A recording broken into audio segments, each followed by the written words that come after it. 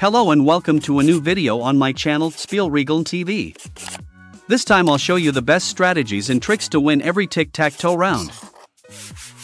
First of all, a distinction is made between who starts the game, player X or player O. The starting player always has the advantage. The first sign placed decides whether the game is won, lost, or a draw.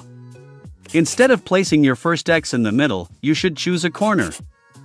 This gives your opponent the opportunity to make the most mistakes. If your opponent doesn't place their O in the middle, you've already as good as won the round, because O can't win anymore now. Here you respond with your X in a different corner, so that there is an empty space between the two X's.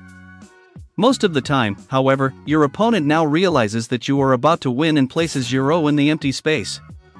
As player X, you now place your O in a corner again, and you're already assured of victory. So my tip is, always bet on the corners. However, if the opponent places his O in the middle, the round would end in a draw in most cases. Unless you use the following strategy: you place the second X in the corner diagonally opposite the first X. If the opponent places his O in a different corner, you win if you place your third X in the last free corner. This means that opponent O can no longer prevent you from winning. Or you place your second X in an edge field. If the opponent then places his O in a corner, you can use your third X to block him. And with the fourth X you automatically win.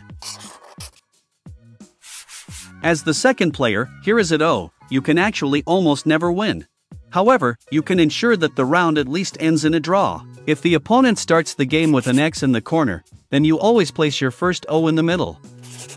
The second O should then be placed in an edge field, unless, of course, you have to prevent the opponent from getting a full row. With this strategy, the round ends in a draw. If you like this video, please give me a thumbs up and or subscribe to my channel. And if you have any other strategies or tips, I would be very happy to discuss them with you in the comments line. Thank you for watching.